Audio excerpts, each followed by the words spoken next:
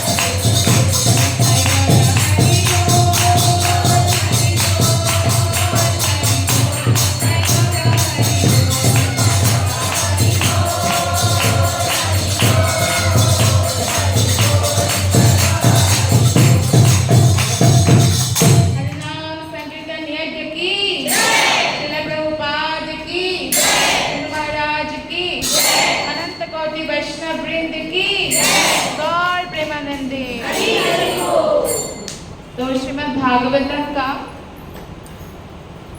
आज हम स्कंध 1 है, अध्याय 15 और श्लोक नंबर 10 पढ़ेंगे। 10 से पढ़ेंगे।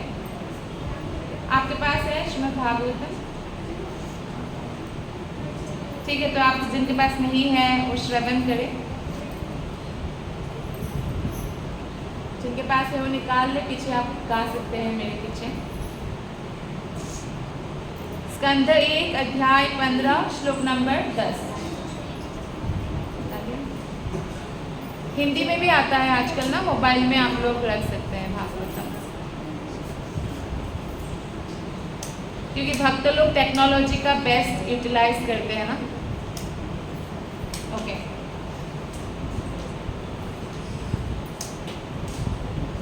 पंत्यास्तवाधिमखलतमहाभिषेका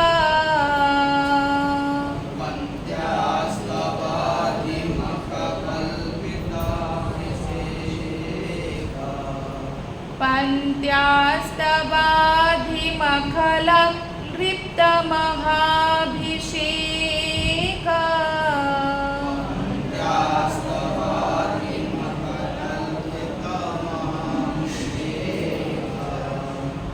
श्लाघिष्ठचारुकबरं कितवैषभायाम्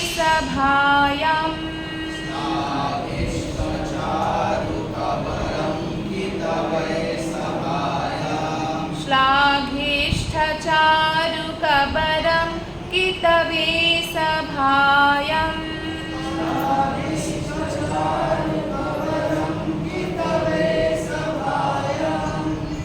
स्पृष्टं विकीर्य पदयो पतिताश्रुमुख्या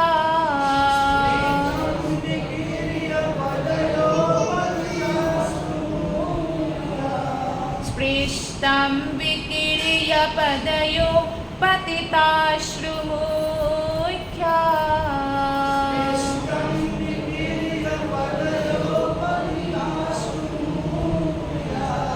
यस्तत्स्त्रियो कृतः तेष विमुक्तकेशः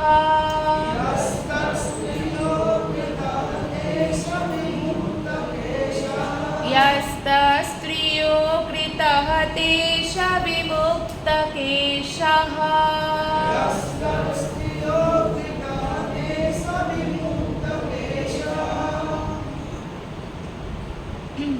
तो ठीक है, हम थोड़ा मंगलाचरण पढ़ लेते हैं, फिर हम श्लोक का अनुवाद और तात्पर्य पढ़ेंगे। ओम नमो भगवते वासुदेवाय। ओम नमो भगवते वासुदेवाय। ओम नमो भगवते वासुदेवाय। ओम नमो भगवते वासुदेवाय। ओम नमो भगवते वासुदेवाय। ओम नमो भगवते वासुदेवाय। नारायणं नमस्कृत्य नरं चैव नरोत्तमं देवीं सरस्वतीं व्यासं ततो जयमुदीरये। नष्टप्रायेषु अभद्रेषु नित्यं भागवत सेवया भगवतीरुत्तमा श्लोके भक्तिर्भवति नैष्ठिकी। ग्रंथराज श्रीमद् भागवतम की जय, प्रभुपाद की जय। तो अनुवाद जो एक एक शब्द का मेरे पीछे बोलिएगा। पंत्याः पत्नी का, तव आपकी, अधिमख विशाल यज्ञोत्सव के समय, क्लिप्त वस्त्राभूषित, महाअभिषेक अच्छी तरह पवित्र की गई। श्लाघिष्ठ इस प्रकार महिमावान, चारु सुंदर, कबरम बालों की चोटी, कितवय दुष्टों के द्वारा, सभायाम सभा में स्पृष्टम पकड़ी जाने पर विकिरिया खोलकर पदयोः पैरों पर पतित अश्रु मुख्यः आँखों में अश्रु भरकर चरणों में गिरी हुई का या व तत् उनकी स्त्रियः पत्नियां अकृता हो गई हत ईश पति विहीन विमुक्त केशः खुले हुए बाल। अनुवाद और तात्पर्य श्रील प्रभुपाद के द्वारा। श्रील प्रभुपाद की जय। उन्होंने ही उन दुष्टों की पत्नियों के बाल खोल दिए जिन्होंने आपकी महारानी द्रौपदी की उस चोटी को खोलने का दुस्साहस किया था, जो महान राजस्वी यज्ञ के अनुष्ठान के अवसर पर सुंदर ढंग से सजाई तथा पवित्र की गई थी। उस समय वह अपनी आंखों में आंसू भरकर भगवान श्री कृष्ण के चरणों पर गिर पड़ी थी। तात्पर्य किसके पास है? तात्पर्य पढ़ सकते हैं? तो बाद में पढ़ देती, हिंदी में नहीं होगा आपके पास। रानी द्रौपदी की चोटी अत्यंत सुंदर थी, जिसे राजस्वी यज्ञ के अवसर पर पवित्र किया गया था, किंतु जब वे दांव में हारी जा चुकी थी तो दुशासन ने उनके महिमा मंडित केशों को छूकर उनका अपमान किया था। जब द्रौपदी भगवान श्री कृष्ण के चरण कमलों पर गिर पड़ी, अतः भगवान कृष्ण ने निश्चय किया कि वे कुरुक्षेत्र के युद्ध के फलस्वरूप दुशासन तथा उसके दल वालों की भी पत्नियों के केश खुलवाकर रहेंगे। इस प्रकार कुरुक्षेत्र के युद्ध के अंत में जब महाराज धृतराष्ट्र के सभी पुत्र तथा पौत्र युद्ध में मारे जा चुके थे, तब परिवार की सभी स्त्रियों को विधवाओं के रूप में केश खोलने पड़े। दूसरे शब्दों में दुशासन द्वारा श्री भगवान के महान भक्त का अपमान किए जाने से ही कुरुवंश की सभी स्त्रियां विधवा हो गई। श्री भगवान भले ही अपने ऊपर किसी दुष्ट द्वारा किए गए अपमान को सह ले, क्योंकि पिता अपने पुत्र के द्वारा किए गए अपमान को सह लेता है, किंतु वे अपने भक्तों का अपमान कभी नहीं सहते। महान आत्मा का अपमान करने पर मनुष्य को अपने समस्त पुण्यों तथा वरों के फल से वंचित होना पड़ता है। तो आइए साथ में मंगलाचरण करते हैं। ओम ज्ञानातिमिरान्धस्य ज्ञानाञ्जनशलाकया चक्षुरुन्मिलितं येन तस्मै श्रीगुरुवे नमः। श्रीचैतन्यमनोभीष्टं स्थापितं येन भूतले स्वयं रूपः कदा मह्यं ददाति स्वपदान्तिकं। वन्देऽहं श्रीगुरुः श्रीयुतपदकमलं श्रीगुरून् वैष्णवांश्च श्रीरूपं साग्रजातं सहगणरघुनाथान्वितं तं सजीवं साद्वैतं सावधूतं परिजनसहितं कृष्णचैतन्यदेवं श्रीराधा कृष्णपादान् सहगणललिता श्रीविशाखान्वितं च। हे कृष्णा करुणा सिन्धु दीनबन्धु जगत्पते गोपेश गोपिका कान्त राधा कान्त नमोऽस्तुते।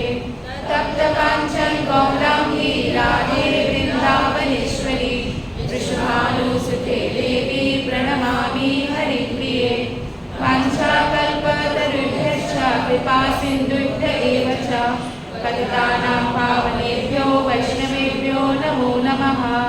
जय श्री कृष्ण चैतन्य प्रभु नित्यानंद श्री अद्वैत गदाधर श्रीवासादि गौरभक्तवृंद। हरे कृष्णा कृष्णा कृष्णा हरे हरे, हरे राम राम राम हरे हरे। नमो विष्णुपादाय कृष्ण कृष्णाय भूतवेश्वराय। तो आज का जो श्लोक है वो बहुत महत्वपूर्ण श्लोक है और इस श्लोक से हमारे समाज को, समस्त मनुष्य जाति को बहुत कुछ सीखने को मिलता है। आप देखिए कुछ लोग सभ्य होते हैं, कुछ लोग असभ्य, इंग्लिश में सिविलाइज्ड एंड अनसिविलाइज्ड, है ना। आर्य या अनार्य शब्द आपने सुना होगा, सीरियल में बोलते हैं ना आर्यपुत्र, तो मतलब सभ्य लोग, है ना। तो यहाँ पे जो भी सभ्य समाज है वहाँ पे 5 लोगों का रक्षा होनी चाहिए। जो भगवान के भक्तगण हैं, ब्राह्मण हैं, ब्राह्मण मतलब जो गुणों से ब्राह्मण है, जो समाज को आध्यात्मिक ज्ञान प्रदान करें, तो ऐसे लोगों की रक्षा होनी चाहिए। गायों की रक्षा होनी चाहिए, क्योंकि गाय के दुग्ध केवल दुग्ध नहीं है भैंस या बकरी की तरह। गाय का दुग्ध जो है अमृत तुल्य है। गाय का दुग्ध पीने से हम ये जो आध्यात्मिक पुस्तक पढ़ रहे हैं ना, इस पुस्तक को पढ़ने के लिए हमारी बुद्धि विकसित होती है, हमारी ब्रेन की सूक्ष्म तंतु जो है वो पवित्र होता है। ये कोई भौतिक बुक तो है नहीं श्रीमद् भागवतम कि कोई उठा के समझ के पंडित बन जाएंगे। अगर उसने रट भी लिया ना, ऐसे बहुत लोग हैं जो श्रीमद् भागवत गीता के 700 के 700 श्लोक याद रखते हैं, अनुवाद इंग्लिश में, लेकिन भगवान कृष्ण को भगवान नहीं मानते हैं और ना ही कोई पारंपरिक गुरु से उन्होंने श्रवण किया है। तो ऐसे पंडित से सुनने से हम आध्यात्मिक लोग नहीं जा पाते और ना ही हमारे हृदय पवित्र होते हैं। हमारे हृदय पवित्र होते हैं जो परंपरा में रहकर गुरु से श्रवण करते हुए अपने जीवन में प्रैक्टिस किया है, सिर्फ लेक्चर नहीं दिया है। जब तक हम श्रीमद् भागवतम की बातों को प्रैक्टिस नहीं करेंगे ना, हमारे हृदय में उसका अनुभूति नहीं होगा, रहस्य खुलेगा नहीं, हम कितनी बार भी भले ही पढ़ ले अपने आप, है ना। तो इसलिए श्रवण करना बहुत ज़रूरी है। और श्रुति ही चलता था पहले इसे लिखित रूप में नहीं था। ये सनातन ग्रंथ है। पहले श्रवण करते थे, लाखों श्लोका भी याद रख सकते थे, मतलब मेमोरी पावर बहुत अच्छा था। कलयुग के लोगों का मेमोरी पावर बहुत वीक है। अभी जैसे मैंने श्लोक पढ़ा, किसी को याद रहा नहीं रहेगा, और आप याद भी करेंगे आज तो भी कुछ दिन बाद भूल जाएंगे अगर आप रोज़ रोज़ प्रैक्टिस नहीं करेंगे। तो इसीलिए व्यासदेव जी ने हमें लिखित रूप में दिया। तो 5 लोगों की रक्षा होनी चाहिए। उसमें क्या है? पहला मैंने क्या बताया? ब्राह्मण, गाय, है ना। स्त्रियों की रक्षा होनी चाहिए। अगर स्त्रियां, जैसे कि भागवत गीता के पहले अध्याय में आपने पढ़ा है, स्त्रियां अगर सुरक्षित नहीं हुई तो क्या करेंगे? जो कैरेक्टरलेस लोग हैं उनको बहलाकर फुसलाकर दूषित कर देंगे और उससे आने वाली जेनरेशन जो है वर्ण संकर पैदा होगा, है ना। तो अभी आप अमेरिका या बाहर के देश में जाइए तो पूछना पड़ता है कि आपके पापा कौन है। अगर यहाँ पे किसी को पूछ लिया तो वो थप्पड़ खाएगा कि अरे तुझे मालूम नहीं मेरे पापा है, मेरी मम्मी है। तो आप किसी की मम्मी से पूछ रहे हैं कि इस बच्चे का पापा कौन है, तो ये तो अपमान हो गया ना, क्योंकि ये भारत है, पवित्र देश है। लेकिन बाहर ऐसा नहीं है। हो सकता है एक ही स्त्री 4-5 शादियाँ की, तो कौन सी पति से कौन सा बच्चा है पता नहीं होता है, तो ऐसा हो जाएगा फिर। तो इसलिए स्त्री की रक्षा होनी चाहिए। और होनी चाहिए बच्चों की रक्षा होनी चाहिए। आज जो बच्चे हैं, आप देखिए बच्चों को जब आप बोलते हैं कि ये चंदा तेरे मामा है, तो बच्चा मान लेता है ना। तो बच्चे को अगर आप बचपन से सिखाएंगे कृष्ण परम पुरुषोत्तम भगवान है, वो नहीं मानेंगे, मान लेंगे ना। तो इसलिए बच्चों की सुरक्षा बहुत ज़रूरी है। और सुरक्षा का मतलब ये नहीं है कि आप केवल उनकी फिजिकली सुरक्षा प्रदान करें। शास्त्र में ऐसे कहा गया है कि आपको क्या नहीं बनना चाहिए? माता पिता नहीं बनना चाहिए अगर आप बच्चों का उद्धार ना कर सको। आपको प्रयास करना चाहिए। जैसे कि चाणक्य पंडित ने कहा है कि 5 साल से 15 साल तक बच्चों को ताड़न करो। ताड़न का मतलब ये नहीं कि डंडा लेके मारना, एक्चुअली बच्चों को मारना नहीं चाहिए। हमारे भारत में थोड़ा सा मारते हैं, लेकिन आप ताड़न मतलब उनको शासन करना है, थोड़ा आंखें दिखाकर या थोड़ा सा आपने डांट दिया। ऐसे भी नहीं डांटना है कि उसका एकदम बड़े होकर भी याद रहे, ऐसा कुछ बातें नहीं करना बच्चे से, लेकिन थोड़ा ताड़न करे, उसको कृष्ण भक्ति सिखाए। इंजेक्शन देते हुए हमें मन नहीं करता ना इंजेक्शन लेने का, लेना पड़ता है, दर्द होता है। तो ऐसे बच्चों को इंजेक्शन देना है कृष्ण भक्ति का एक्चुअली। और 16 साल होते ही बच्चा आपका कंधे के बराबर आ जाएगा, तो उनसे मित्रवत व्यवहार करना चाहिए। तब आप उसे समझा सकते हो, फोर्स नहीं कर सकते हो। 5 से 15 में आप फोर्स कर सकते हैं, और 5 साल तक तो खेलने देना चाहिए उसको, अपने आप सीखेगा, प्यार से सिखाए। ऐसा इसको बोलते हैं सुरक्षा बच्चों की। जब आप बच्चों को बचपन में भक्ति देंगे, मान लीजिए वो 16 साल का हो गया, फिर स्कूलिंग कर लिया, बाहर पढ़ने चला गया अमेरिका भी, कोई बात नहीं, वो सब फिर से इतना साल 10 साल तक उसने भक्ति किया घर में, तो क्या होगा, काम आएगा बाद में। और होना चाहिए वृद्ध लोगों का। वृद्ध लोगों का क्यों? क्योंकि वृद्ध लोग एक्सपीरियंस्ड है।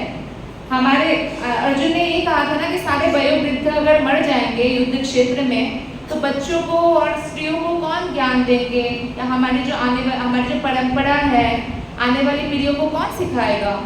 ये सब संस्कार तो हमें दादा दादी से मिलता है ना। तो मुझे अभी भी याद है कि हम लोग ये सब ऐसे पढ़ने से पहले भी हमें महाभारत और रामायण की स्टोरी दादा दादी ने ही बता दिया था, है ना। तो पहले दादा दादी ऐसे हुआ करते थे, आजकल मॉडर्न हो जाएंगे धीरे धीरे, तो अलग बात है। लेकिन ये पांचों लोगों की अगर रक्षा नहीं होती है तो समाज का पतन होता है। कलयुग में पतन हो रहा है, क्योंकि स्त्रियों का बलात्कार हो रहा है, बहुत ज़्यादा केसेस हैं। वृद्धों को तो बिल्कुल सम्मान नहीं मिलता, वृद्धाश्रम भेज देते हैं। और बच्चों का भी कितना सारा आपने केसेस सुना है, कितने हो गया, ये हो गया, उसका शोषण हो गया, बच्चों की सुरक्षा भी नहीं है। बच्चों को स्कूल में भेजते हैं हम, स्कूल में भक्ति विषय कुछ नहीं सिखाते हैं।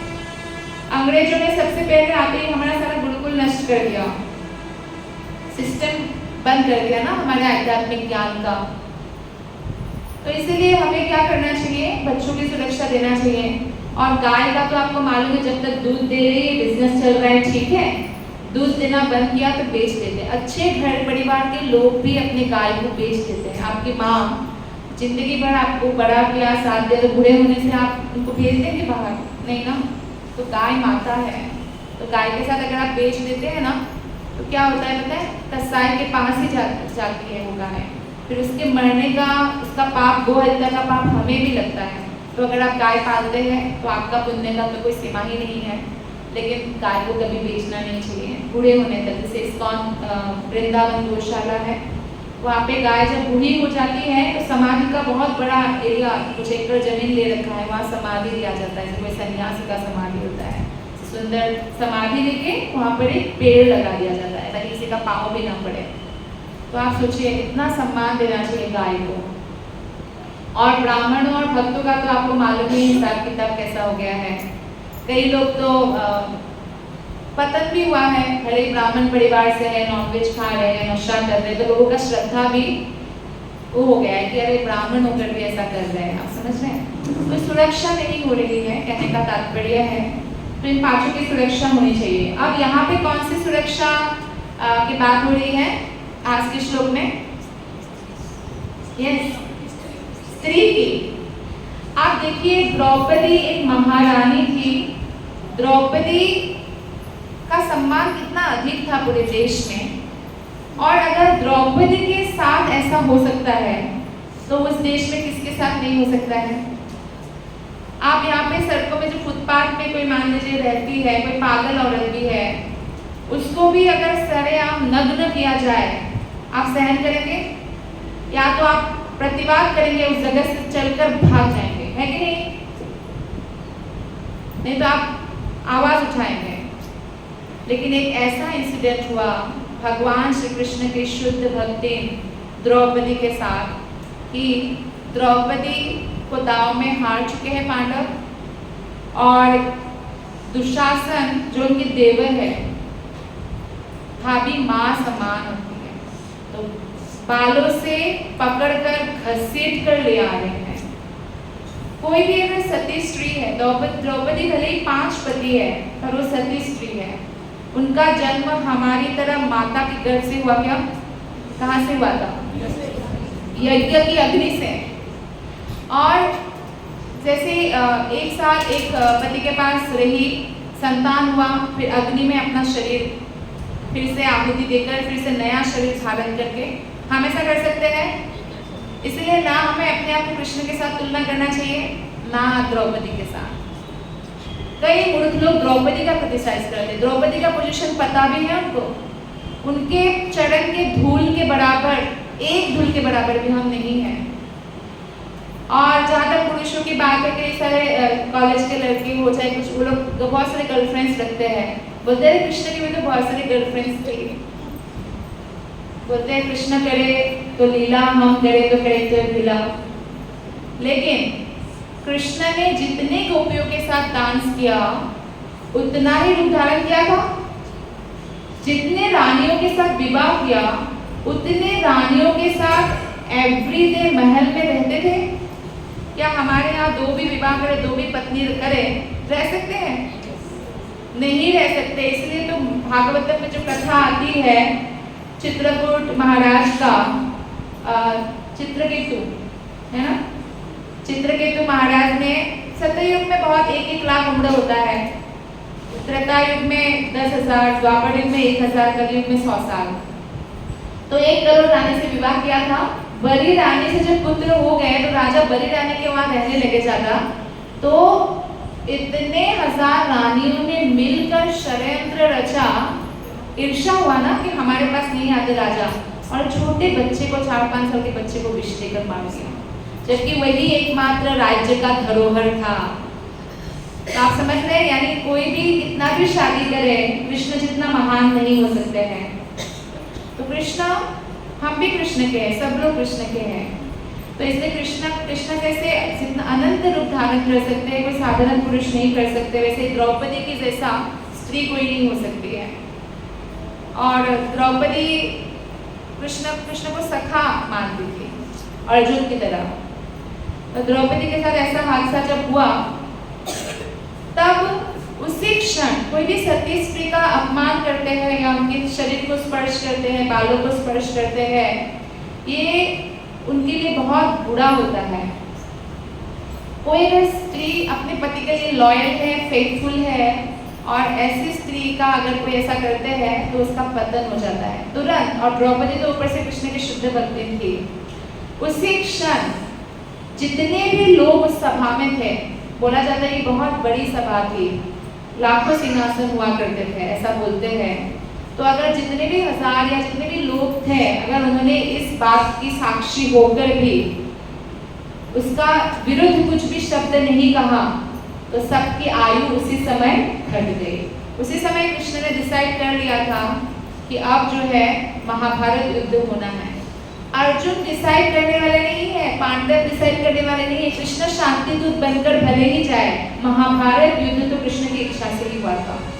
क्योंकि पृथ्वी जिस पर हम बैठे हैं अभी, पृथ्वी हमारी माता है और भगवान नारायण की पत्नी है। पृथ्वी जैसे कि किसी माता के 2 पुत्र हैं, दोनों के दोनों नालायक बन जाए एकदम, आए दिन नाली में पड़े रहते हैं शराब पीकर, कहीं किसी का कुछ कर दिया, पुलिस के पास दौड़ना पड़ता है, ऐसे पुत्र से माता खुश होगी कि दुखी?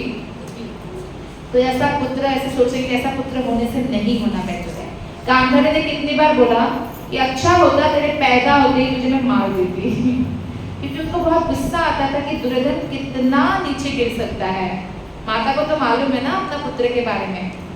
ऐसा हुआ भी था कि जब दुर्योधन जन्म लिया, भागवतम में वर्णन है कि हिरण्यकशिपु, हिरण्याक्ष जैसे असुर का जब जन्म हुआ तो अपशगुन दिखाई देने लगा, गधे इधर उधर भाग के चिल्ला रहे हैं, है ना, ऐसे बहुत सारे अपशगुन दिखाई देने लगा। ग्रह नक्षत्र भी अपशगुन होने लगे। तो उस समय दुर्योधन के केस में भी सेम हुआ था। तब विदुर ने बोला था कि धृतराष्ट्र को, भैया ये जो आपका पहला पुत्र हुआ है ना, इसको अभी त्याग दो तो आपका राज्य बच जाएगा, नहीं तो आपका पतन निश्चित है। क्योंकि देखिए कितना अपशगुन हो रहा है, पर कितना भी अपशगुन हो, अपना पुत्र को छोड़ना इतना आसान तो नहीं है। तो धृतराष्ट्र नहीं छोड़ पाए। पुत्र मोह, बड़े पुत्र से ज्यादा मोह होता है, तो नहीं छोड़ पाए। और इसी कारण से बाद में क्या हुआ हम सब जानते हैं कि पूरा उनका धृतराष्ट्र के वंश का नाश हो गया। तो इसलिए कभी भी किसी सती स्त्री का अपमान नहीं करना चाहिए, ये हमें शिक्षा मिलता है इस श्लोक से। और ये भी पता चलता है कि द्रौपदी, एक्चुअली द्रौपदी बहुत सुंदर थी। कई लोग ये सोचते हैं ना कि गोरे होने से ही सुंदर होते हैं, सब लोग गोरे होने के लिए फेयर एंड लवली लगाते हैं, कुछ लगाते हैं। द्रौपदी गोरी नहीं थी, कृष्ण रंग की थी, है ना, और अत्यंत सुंदर थी। और इतनी सुंदर थी कि उनसे विवाह करने के लिए सारे वीर लोग आए थे, और उन वीरों में दुर्योधन भी था। पर दुर्योधन की तो हुई नहीं द्रौपदी। तो ऐसा हुआ कि जब इंद्रप्रस्थ मिल गया पांडवों को, तो राष्ट्रीय यज्ञ हुआ, और राष्ट्रीय यज्ञ में जब दुर्योधन को भी बुलाया गया, वो ऑलरेडी बहुत जलभुन रहे थे कि देखो पांडवों को हमने ऐसे बंजर जमीन दिया था, लेकिन कृष्ण के कारण इतना बढ़िया, हमारे से भी बढ़िया बन गया, और ऊपर से इतना सुंदर निर्मित किया कि पानी में ऐसा लगेगा कि पानी नहीं है, और स्थल में लगेगा पानी है, और बहुत सुंदर। सारे राजाओं ने तारीफ किया। तो दुर्योधन पानी में क्यों गिरा, इसका कारण है। देखिए, बाकी राजा लोग तो पानी में नहीं गिरा, ऐसा वर्णन आता है, नहीं आता है, लेकिन दुर्योधन के मन में ईर्ष्या थी बहुत। हमारा मन जब कहीं और होता है तो हम गिर ही जाते हैं कहीं ना कहीं, है ना, अगर ध्यान नहीं रखते हैं। तो उसका मन था कि सुंदरी द्रौपदी पांचों पांडवों का इस सुंदर राज्य में प्रेम पूर्वक सेवा करती होंगी ना। द्रौपदी से ऐसे ही वो बहुत ज़्यादा थे कि मुझे एक्सेप्ट नहीं किया, कर्ण को भी एक्सेप्ट नहीं किया, तो बहुत क्रोधित था। और गुस्से में जो द्वारपाल थे, द्वारपाल के साथ भी, द्वारपाल को भी अपमान किया था, और गुस्से में अंदर आए तो उनको पानी वानी नहीं दिख रहा था, उनके मन में तो कुछ और चल रहा था। नहीं तो ऐसा थोड़ी है कि नहीं तो सारे राजा गिर जाते हैं, ऐसा नहीं हुआ, तो गिर गए। अब ये बात आती है कि ऐसे द्रौपदी ने हंसा, जैसे महाभारत में लिखा गया, हा हा हा हा अंधे का पुत्र अंधा। भागवत में ऐसा वर्णन नहीं है, भागवत में बताया जाता है वहाँ पे द्रौपदी थी भी नहीं, द्रौपदी ने हंसा भी नहीं, ना द्रौपदी ने ऐसा बोला। इसमें ये था कि भीम को बड़ी हंसी है, बाकी राजा हंसने लगे। ऐसे भी बॉयज लोग हंसते हैं, कोई बॉयज गिर जाते हैं तो ऐसा हंसते हैं, तो हंसने लगे। तो युधिष्ठिर सबको चुप करा रहे हैं कि मत हंसो लाइक दैट। कृष्ण ने लेकिन मना नहीं किया, क्योंकि कृष्ण ऑलरेडी मालूम है दुर्योधन का कैसा रवैया है। बचपन में ही भीम को मारने की कोशिश किया, लाक्षागृह में सबको जलाने की, मर्डर करना मतलब कितना विकृत मानसिकता है, आप समझ सकते हैं, मर्डर करना चाह रहे थे। तो इसलिए कृष्ण ने मना नहीं किया, पर युधिष्ठिर ने सबको मना किया, तो ये केस होता है। और उसके बाद दुर्योधन ने ठान लिया था कि हम युद्ध करेंगे। नहीं तो आप सोचिए, पूरे पृथ्वी का राज्य है उनके पास, अगर कोई आपको बोले कि हमें आपका पृथ्वी का राज्य है, 5 गांव दे दो, 5 गांव में रह लेंगे, तो कौन सी बड़ी बात है, 5 गांव दे दो। आपने कितने ब्राह्मणों को दान दिया, कर्ण को तो अंगराज्य का राजा बना दिया आपने अर्जुन से बदला लेने के लिए। क्या हुआ था, जब गुरुकुल में सब लोगों ने सीख लिया द्रोणाचार्य से, तो द्रोणाचार्य ने कहा कि एग्जीबिशन होना चाहिए कि बच्चों ने क्या सीखा आपको हम दिखाना चाहते हैं। तो एग्जीबिशन हो रहा था, अर्जुन का एग्जीबिशन देख के सब लोग हैरान रह गए थे कि क्या अर्जुन बाण मार के बारिश ला रहे हैं, रेनबो दिखा रहे हैं, मतलब कितना कुछ कर रहे हैं। तो फिर इतने में कर्ण का प्रवेश हुआ, और एकदम धमाकेदार प्रवेश था, उन्होंने भी ऐसे ही बाण मारा था। तो जब दुर्योधन ने देखा अरे अर्जुन के टक्कर के कोई नहीं है पर ये है, तो जब सब लोगों ने बोला ये तो राजा का पुत्र नहीं है, तो हम इस एग्जीबिशन में इसको हिस्सा लेने नहीं देंगे। तो दुर्योधन आ गया, अरे ये मेरा मित्र है, राजा नहीं है, ठीक है मैं राजा बना दूं। अरे तुमने तब तो एक राज्य दे दिया, अब राज्य दे दिया, 5 गांव तो राज्य में छोटे छोटे गांव होते हैं, वो नहीं दे सकते आप अपने भाई को। आप इसी से समझ सकते कि कितना बड़ा ईर्ष्या उनके हृदय में था। बोलते सुई के नोक में जो थोड़ी सी जमीन आती है उतना भी नहीं दूंगा, मतलब लड़ने का ही हुआ मतलब, तो ऐसा था।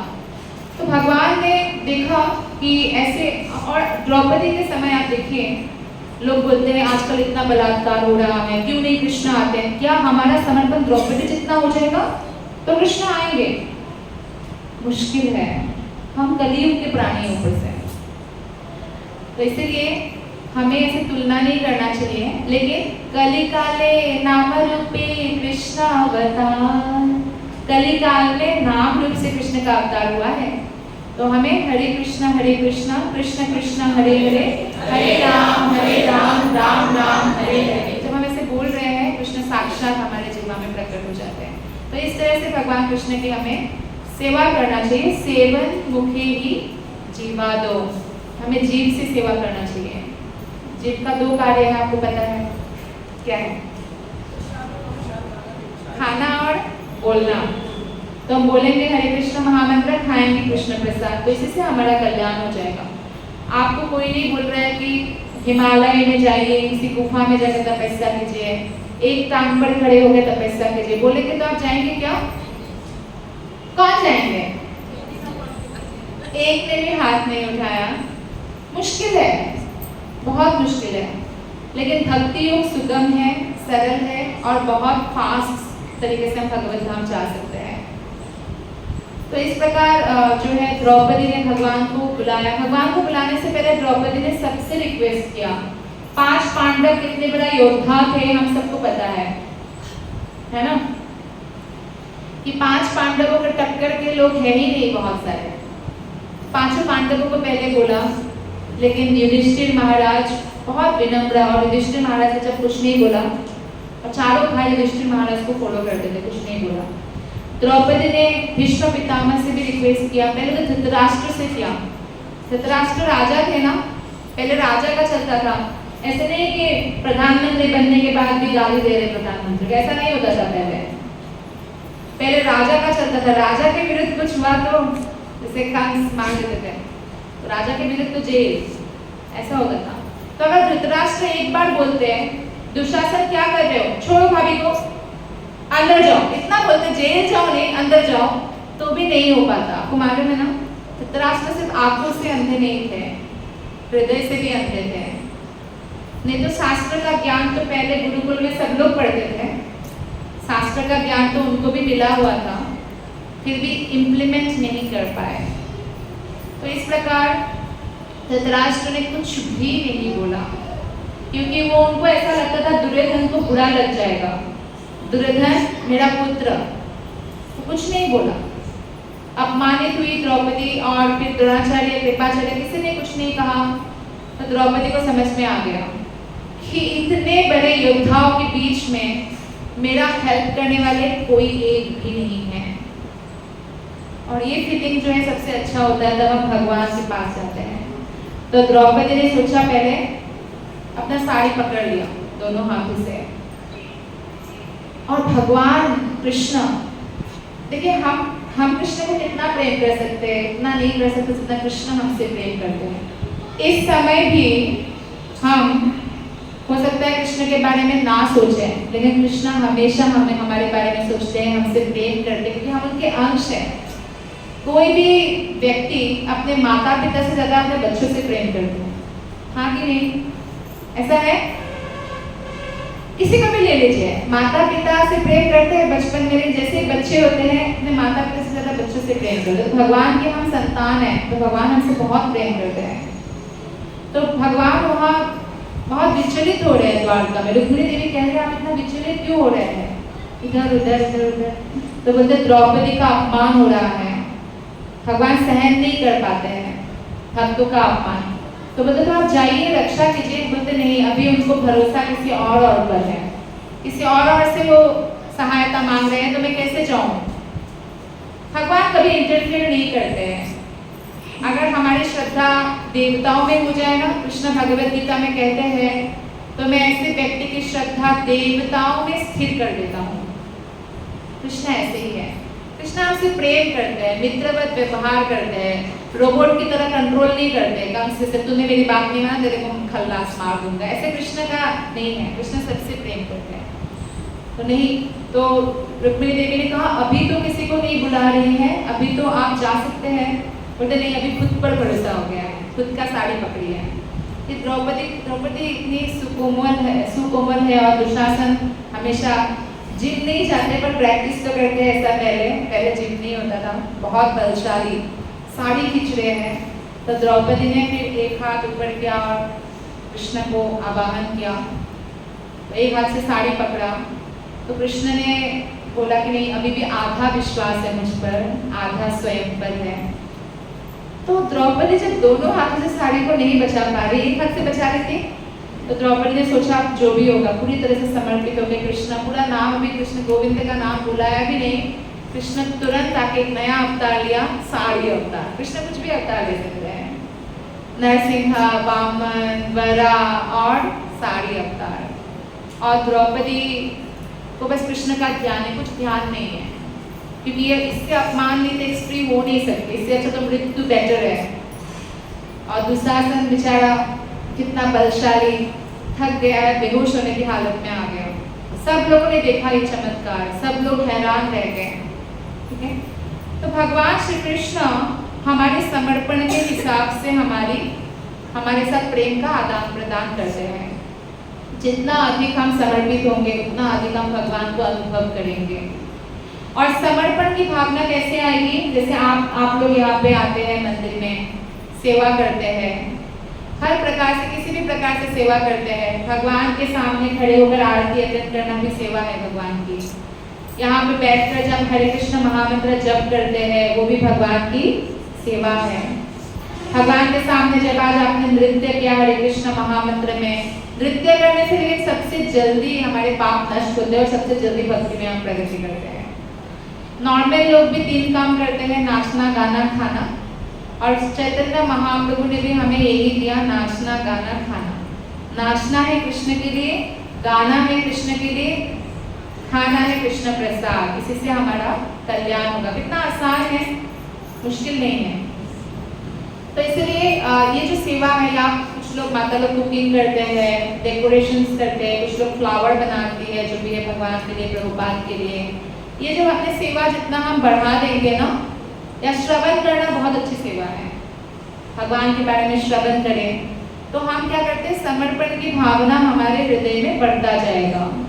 और जितना अधिक हमारे हृदय में समर्पण की भावना बढ़ता जाएगा उतना अधिक हम भगवान को अनुभव करने लगेंगे।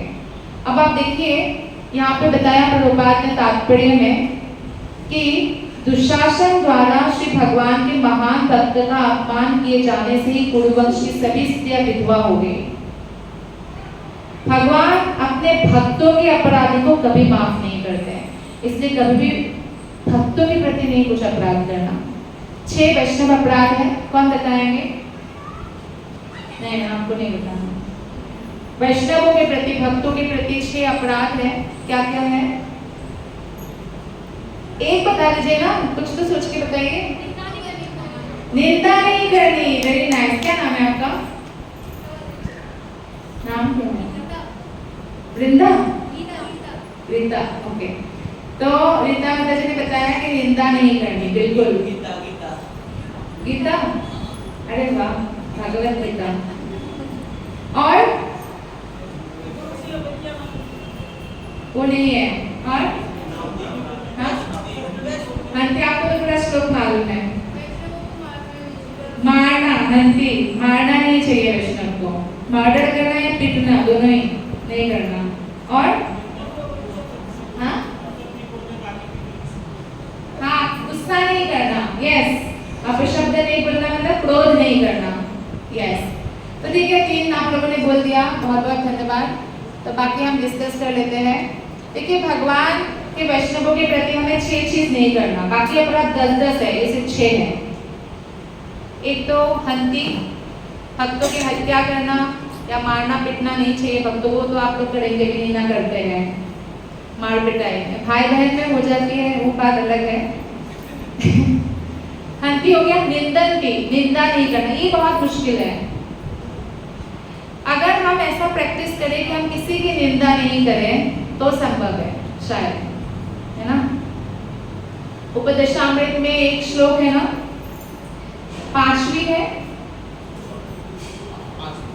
कृष्णेति यस्य गिरितं मनसा गृहीता दीक्षास्ति चेत् प्रमतिभिश्च भजन्तमीशम् शुश्रूषया भजन विद्यमनन्यमन्या निन्दादिशून्यहृदमीप्सितसंगलब्ध्या। वैष्णवों का कैटेगरी होता है, जैसे हमारे यहाँ पे पैसों के हिसाब से upper class, middle class, lower class होता है ना। वैष्णव में भी lower class, middle class, upper class होता है। लेकिन जो लोअर क्लास है ना, वो भी पूरे विश्व में पूजनीय है, कृष्ण कहते हैं। कृष्ण भागवतम में कहते हैं, अहो बत स्वापचोतो गरीयान् यः जीवाग्रे वर्तते नाम द्विभ्यम्। जिसकी जीवा के अग्रभाग में हरि नाम है, हरे कृष्ण हरे कृष्ण। भले वो चांदाल परिवार से हो, तो भी पूजनीय है।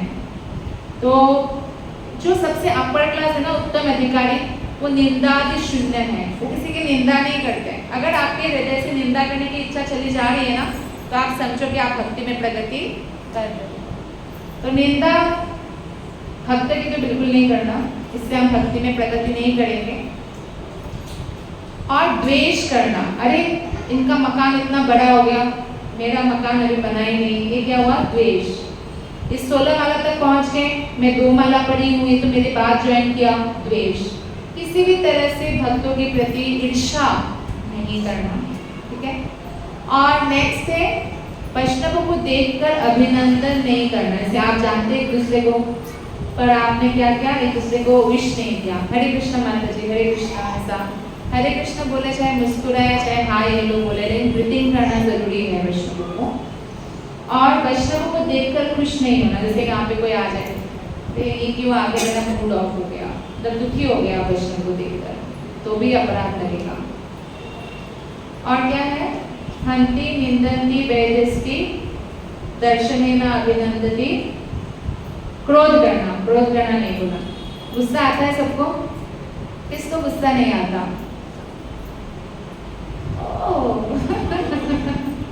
नहीं आता होगा, इतना छोटा भी है। कितने साल हो गए? 5-6 साल हो गए? 8? अभी तक गुस्सा ही नहीं किया आपने? बहुत अच्छा, हमेशा ऐसे ही रहना। तो गुस्सा आता है ना, तो फिर वैष्णवों पर नहीं करना, सहन करना है। गुस्सा आए तो भी बोलना नहीं है। गुस्सा आना बड़ी बात नहीं है, गुस्सा सबको ही आता है, लेकिन गुस्से में अनाप शनाप बोलना बुरी बात है, क्योंकि उस समय जो आप अनाप शनाप बोलेंगे उसको फिर वापस ठीक नहीं कर सकते हैं। इसलिए तो वैष्णवों से नहीं करना। एटलीस्ट हम अपने आप में प्रैक्टिस कर सकते हैं, ठीक है। तो ये 6 चीज़ नहीं करना। 6 चीज़ करने से भगवान कैसे बदला लेते हैं आपको बताती हूँ स्टोरीज। अभी देखिए, सबसे बड़ा उदाहरण तो महाभारत का है।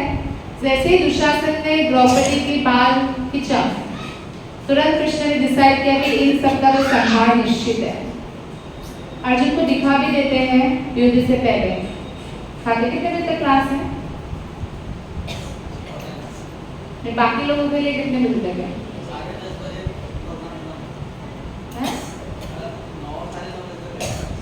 ठीक है, तो हम प्रश्न उत्तर भी लेंगे ना। अभी थोड़ा सा और चर्चा करते हैं, थोड़ा सा भगवान के बारे में बताते हैं कि कैसे वो भक्तों का नहीं सहन करते हैं। अर्जुन ने बोला मुझे युद्ध नहीं करना, धृतराष्ट्र बड़े खुश हो रहे थे कि संजय ने बोला कि अर्जुन तो गांधी रख दिया, बोला युद्ध नहीं करना। कृष्ण ने अर्जुन को पूरा भागवत गीता का श्लोक सुनाया कि युद्ध करना है। कृष्ण भी बोलते ठीक है, तुम साधु बन जाओ, मेरे भक्त बन जाओ, जैसे रहना है। नहीं, कृष्ण को करना था महाभारत का युद्ध, है ना, ताकि पृथ्वी जिसके ऊपर बोझ है इतने सारे पुत्र, उसके भार से पृथ्वी देवी मुक्त हो जाए, इसलिए। और ध्रुव महाराज की कथा आपको मालूम है। 5 साल का था, छोटा सा बालक था, तब उनकी सौतेली माँ ने उनका अपमान किया था। जब वो पिता की गोद में खेलने गया राज सिंहासन में, तो माँ ने क्या कहा? इस राज सिंहासन में अगर बैठना है और पिता की गोद में खेलना है, तुझे मरकर मेरे कोख से जन्म लेना पड़ेगा। छोटे बच्चे के लिए कितना बड़ा सेंटेंस था। और इससे बच्चों को तो तुरंत दुख होता है। दुख हुआ और अपने माता सुनीति के पास गया, तो सुनीति ने बोला, एक बात इसमें ध्यान रखने वाली ये बात है, सुनीति ने बोला कि तुम्हारी सौतेली माँ ने जो भी कहा है उसके कारण अपने हृदय में बुरी भाव पैदा मत होने दो, क्योंकि ये जो बुरा भाव आपके अंदर पैदा होगा ये कल तुम्हारे पास ही वापस आएगा, तुम्हारा जीवन में ही दुख मिलेगा। और जो वो बोलती है सच तो है, मुझे तो दासी भी नहीं समझते हैं तेरे पापा पिता, तो इसलिए तुझे अगर बड़ा राज्य चाहिए सचमुच, तो ब्रह्मा जी को भी जो राज दिया है भगवान नारायण की भक्ति कर। तो माता को हमेशा बच्चे को नारायण की भक्ति करने के लिए उत्साह प्रदान करना चाहिए। तो ध्रुव महाराज तपस्या करते हैं, 6 महीने में भगवान का दर्शन करते हैं, वापस घर आते तब तक उनके पिता को भी एहसास होता है कि मैंने गलती किया। तो वापस जब घर आते हैं तो सब लोग स्वागत करते हैं ध्रुव महाराज का। तो ध्रुव महाराज अपने सौतेली माता का भी चरण स्पर्श करते हैं और भूल जाते हैं ध्रुव महाराज ने भी, और माता ने भी उनको एक्सेप्ट किया। मतलब, तो उनका जीवन बदल गया उसके बाद। लेकिन ये बात ध्रुव तो भूल गए। किसने याद रखा?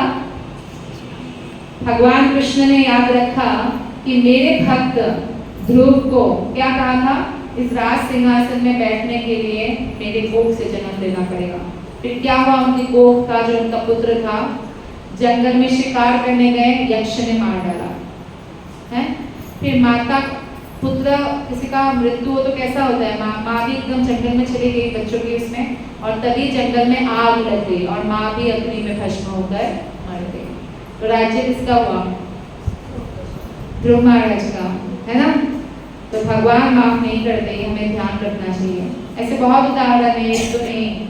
महाभारत का उदाहरण है, हरिदास ठाकुर का है। हरिदास ठाकुर ने बोला कि एक शुद्ध नाम से आप तर सकते हो। तो गोपाल पंडित ने बोला अगर ऐसा नहीं है तो आपका जो है नाक काट दूंगा। वैष्णव को क्या बोला, धमकी दिया, अपशब्द बोला, जैसे आपने बोला ना अपशब्द नहीं बोलना। बहुत सुंदर थे वो जो व्यक्ति ने ऐसे बोला था। 3 दिन में नाक गल के गिर गया, कुष्ठ रोग हो गए, हाथ इतना सुंदर सुंदर हाथ सब गलने लगे। सबने बोला तूने हरिदास ठाकुर के प्रति अपराध किया है ना, इसलिए। तो हरिदास ठाकुर के पास जाकर ही माफी मांगने से ही ठीक हुआ। आइए बहुत बड़ा एग्जाम्पल अब देते हैं अम्बरीश महाराज का। अम्बरीश महाराज राजा थे लेकिन भक्त थे। देखिए भक्त और अभक्त में डिफरेंस है। भक्त बनने के लिए आपको जंगल जाने की जरूरत नहीं है, आप अपने गृहस्थी में रहकर टॉप मोस्ट भक्त बन सकते हैं। एग्जाम्पल जनक राजा, युधिष्ठिर महाराज, अम्बरीश महाराज, ये सब एग्जाम्पल है। ध्रुव महाराज, प्रहलाद महाराज एग्जाम्पल है। तो अम्बरीश महाराज के प्रति दुर्वासा मुनि ने अपराध किया था। क्यों अपराध किया था, क्या स्टोरी है, माता जी में से कोई बताइए। सुना है आपने? नहीं सुना? आपने सुना? हाँ।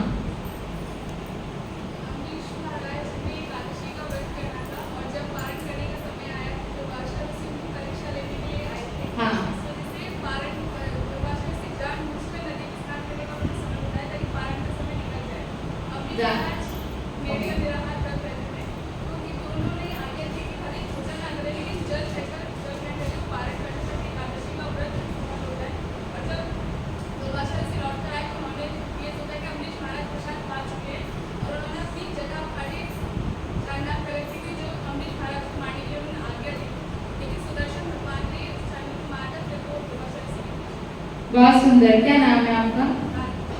राधिका। दीक्षा हो चुकी है? हाँ, ओह वेरी नाइस, बहुत सुंदर।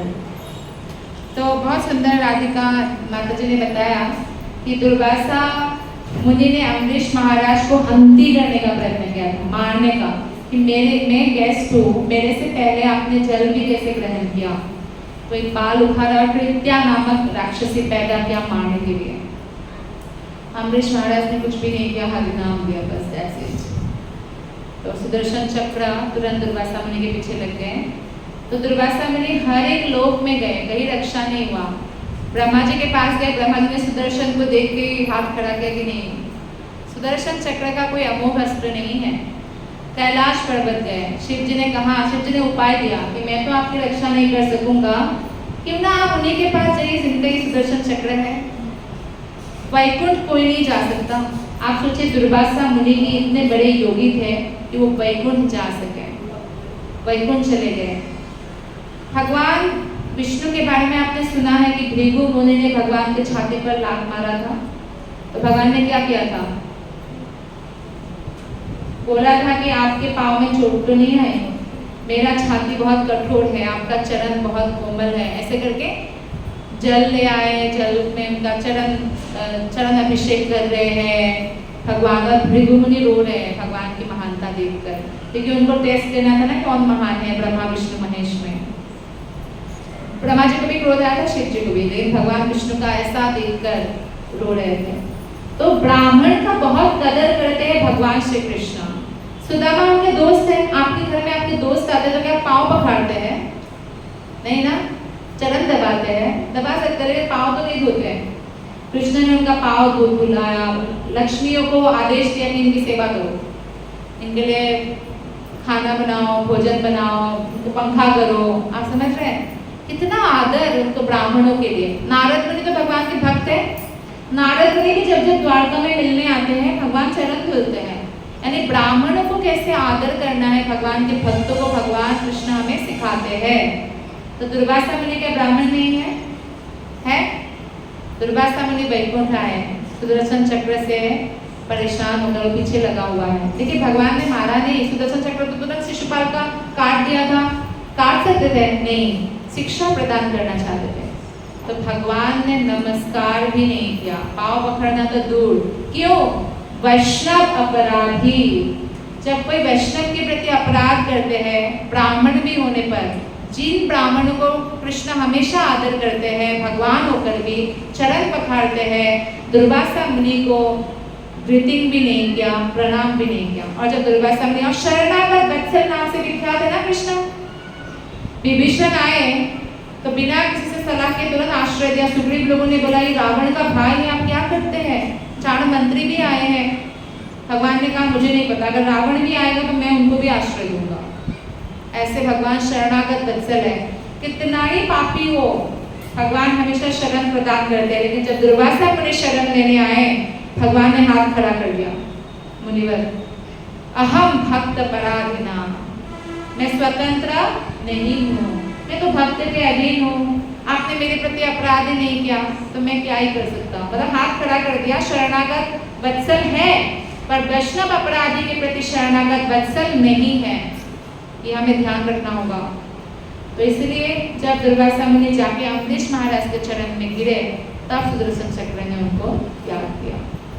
तो इन सब से हमें ये सीख मिलती है कि भगवान कैसे प्रसन्न होते हैं जब हम भक्त लोग मिलजुल के भगवान की सेवा करते हैं, और भगवान के प्रति तभी हमारा समर्पण का भाव बढ़ता है, और तभी जो है भगवान जो है एक्चुअली हमें भगवत धाम ले जाते हैं।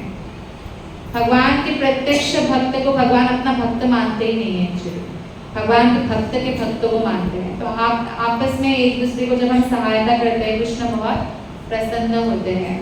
तो इसलिए आप लोग मंदिर आइए और हमेशा सहायता प्रदान करें। किसी ना किसी तरह से मंदिर से जुड़े रहना चाहिए। जो रोज आ सके बहुत अच्छा है, रोज नहीं भी आ सकते, बहुत लोगों को काम होता है, नौकरी पे जाते हैं, तो कम से कम संडे तो आना ही चाहिए। इस तरह से हमारा बैटरी रिचार्ज हो जाएगा। आत्मा का आहार क्या है? हरि नाम। आत्मा का खाना रोटी सब्जी दाल चावल नहीं है, शरीर का खाना है, और आत्मा शाश्वत है। हम कितने भी अमीर बन जाएंगे, हम सुखी नहीं हो सकते। नहीं तो बहुत अमीर लोग तो सुखी रहते हैं, उनके जीवन में भी कुछ ना कुछ दुख है। तो हमें अगर सुखी होना है, आत्मा को आत्मा का खाना देना होगा। हम आध्यात्मिक हैं, इसलिए आध्यात्मिक जीवन को अपनाना होगा, तब जाकर हम झोपड़ी में भी रहेंगे तो भी सुखी रहेंगे। क्योंकि शांति प्राप्त नहीं होगी ना, इसके अलावा मन को शांति नहीं है मन में, तो आप सुख का अनुभव कर सकते हो। आपको बहुत बढ़िया फैसिलिटी दिया है, यहाँ पे तो आप जमीन पे बैठे हैं मंदिर में, आपको मखमल का एकदम गद्दी दिया है, और आपके मन में कोई दुख है तो आप आनंद ले सकते हो। तो इसी प्रकार मन शांत तब होगा जब हम भगवान कृष्ण में मन को लगाएंगे। तो आज के श्लोक का सारांश यह है कि द्रौपदी भगवान की शुद्ध भक्ति थी, सती और प्रतिव्रता स्त्री थी। उनका अपमान हुआ भरी सभा में, और जो कृष्ण को सहन नहीं हुआ। भले ही पांडवों ने माफ कर दिया होगा, कृष्ण ने माफ नहीं किया, और जिसके कारण महाभारत की युद्ध हुआ। लोग सोच सकते हैं एक स्त्री के कारण कृष्ण ने महाभारत का युद्ध कर लिया, लेकिन उसी महाभारत के युद्ध के द्वारा कितने ही पापी राजाओं का विनाश हुआ। और आयु क्षय होता है जब हम कोई पवित्र व्यक्ति के प्रति अपराध करते हैं, खासकर भक्तों के प्रति। इसमें बताया गया है कि उनका पूर्व जन्म का भी अगर पुण्य होगा, सब उनको नहीं मिलेगा, वंचित कर दिया जाएगा। कोई अपराध करे, करोड़ों रुपया उनके बैंक में पड़ा हुआ है, जेल ले जाएंगे? नहीं ले जाएंगे। वो करोड़ रुपया यूज कर सकता है जेल में? नहीं कर सकता। तो इसी तरह से वो कितना भी पुण्य कमाए, पहाड़ जितना पुण्य कमाए, कोई काम नहीं आएगा अगर हम भक्तों के प्रति अपराध करेंगे। द्रौपदी जैसी सती स्त्री के प्रति हम कोई भी अपमान करेंगे तब। तो इसलिए हमें, और ये भी बताया गया है कि महारौरव नरक जाना पड़ेगा, और साथ ही साथ जो है खुद अकेले नहीं जाएंगे, अपने पूर्वजों को भी लेकर जाएंगे। लेकिन भक्ति करेंगे तो पूर्वज भी भगवत धाम जाएंगे, आने वाले पीढ़ी भी भगवत धाम जाएंगे। तो इसलिए हमें भगवान की भक्ति दृढ़ता पूर्वक करना चाहिए, मन को कंट्रोल करते हुए। तो हम क्या करेंगे, निश्चित रूप से इसी जन्म में भी हम भगवत धाम जा सकते हैं। मुक्त होने का मतलब ये नहीं कि मरना पड़ेगा, मुक्त होने का मतलब जीवन काल में भी हम मुक्त हो सकते हैं। तो आप सबका बहुत बहुत धन्यवाद। हरे कृष्णा। ग्रंथराज श्रीमद् भागवतम की, श्रील प्रभुपाद की, आप सभी वैष्णव भक्त वृंद की। तो अभी हम प्रश्न उत्तर लेंगे। किसी का कोई प्रश्न है तो आप पूछ सकते हैं। कोई प्रश्न है आज की क्लास से? यस प्लीज, गीता माता जी। हाँ हाँ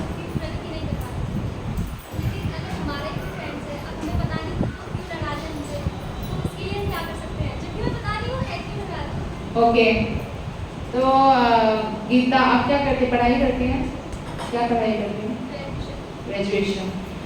तो गीता माता जी ने पूछा कि कई बार हमारे फ्रेंड्स में भी वैष्णव है पर वो नाराज हो जाते हैं और हमें पता भी नहीं वो नाराज है, तो वैष्णव अपराध हो गया, तो हम क्या करें फिर उसके लिए? सबसे इम्पोर्टेंट है कि हम अपने वचन से या कर्मों से ये 6 प्रकार का अपराध ना करें, ये हमारे हाथ में है, राइट। उसके बाद अगर कोई नाराज हो रहे हैं तो आपको अगर पता नहीं है तो हम जो वैष्णव प्रणाम करते हैं ना रोज, वांछा कल्पतरुभ्यश्च कृपा सिन्धुभ्यैव च पतितानां पावनेभ्यो वैष्णवेभ्यो नमो नमः। तो उसी दौरान जो है हम प्रार्थना करते हैं कि जाने अनजाने में अगर किसी वैष्णव के प्रति अपराध हो गया हो तो हे वैष्णवगण मुझे माफ करें, क्योंकि आपको पता ही नहीं है कि अपराध हो गया है, होगा ही। जैसे आप पैदल चलती है तो आपके पाँव के नीचे कोई कीट पतंग आ सकता है ना, घास पे चल रही है। तो हरे कृष्ण महामंत्र से उन सारे पापों का क्या होता है, प्रायश्चित हो जाता है। अनजाने में जैसे जीव मर रहे हैं, लेकिन जानबूझकर नहीं करना चाहिए, ये इम्पोर्टेंट है।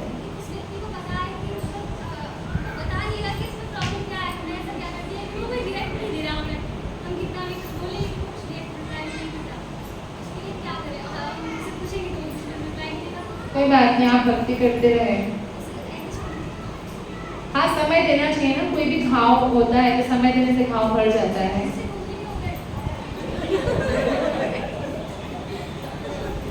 हो जाएगा, कुछ घाव भरने में समय लगता है, समझ आता है सामने वाले व्यक्ति को। हरे कृष्ण। और कोई प्रश्न है? हरे कृष्ण। कोई प्रश्न है? यस, आपका क्या नाम है? हाँ, चंचल। आप चंचल हो? आप भी पढ़ाई करते हो? ठीक है, बोलिए।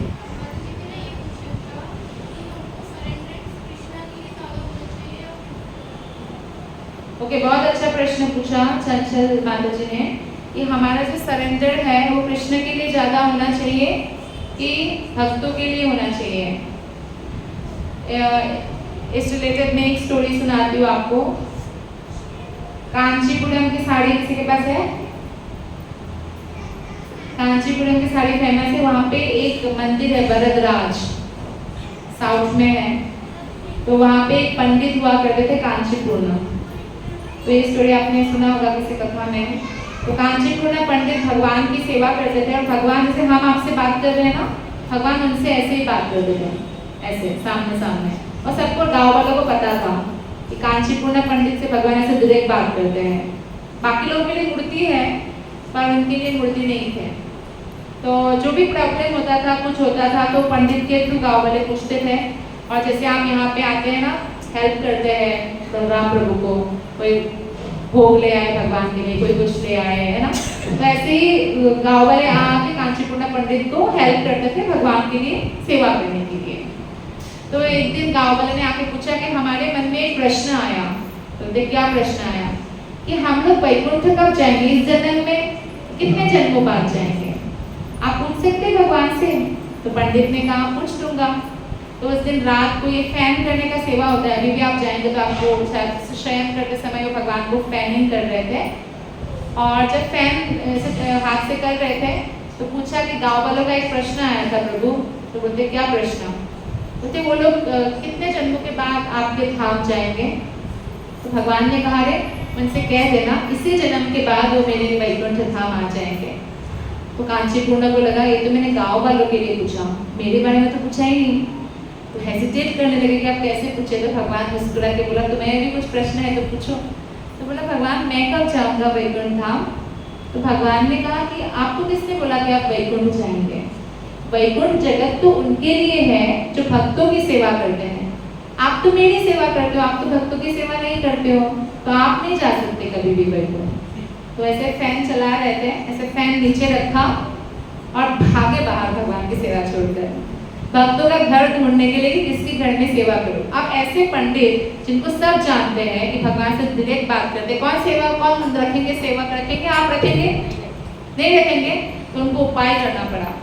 ऐसे मेकअप किया, मिट्टी विट्टी लगा के अपना पता ना चले, और शाम के समय किसी के घर जाके आवाज़ बदल के बोला कि मुझे आपके कुछ सेवा दे दो घर में। तो बोलते ठीक है, मतलब 2 टाइम खाना दे देना बस। तो ठीक है, गाय है बहुत सारे, आप गाय का देखभाल करो। तो गाय का देखभाल करके सुबह लेके जाते थे, शाम को लेते, पता नहीं चला उनको। ऐसे करीब 6 महीना बीत गया।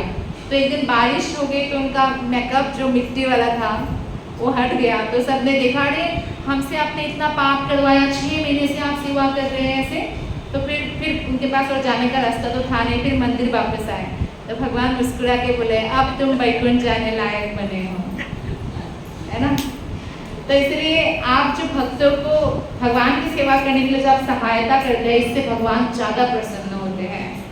आप जब गुरु के प्रति समर्पण होता है आपका, ऐसा प्रामाणिक गुरु के प्रति, पाखंड गुरु तो अपनी सेवा में लगा देंगे और गलत इस्तेमाल करेंगे। लेकिन जो प्रामाणिक गुरु है, जैसे हमारे इस्कॉन टेम्पल में है, तो उनके प्रति जो आप सेवा करते हैं, उनकी सेवा में लगे हुए भक्त को जो आप सहायता करते हैं कि मंदिर जो है मंदिर में प्रचार हो, मंदिर में प्रोग्राम हो, जो आप ऐसे हेल्प करते हैं, उससे कृष्णा ज़्यादा प्रसन्न होते हैं। तो आपको प्रश्न का उत्तर मिला। Thank you Sanjana ji, Hare Krishna.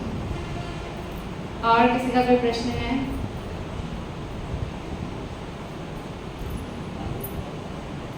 Okay है तो आप बात कर सकते हैं, नहीं तो आज हम यहीं पे क्लास फिनिश करते हैं। सबको भूख भी लग रही होगी प्रसादम के लिए, है ना। ठीक है, बहुत बहुत धन्यवाद। हरे कृष्णा महामंत्र के साथ हम एक क्लास समाप्त करते हैं। हरे कृष्णा कृष्णा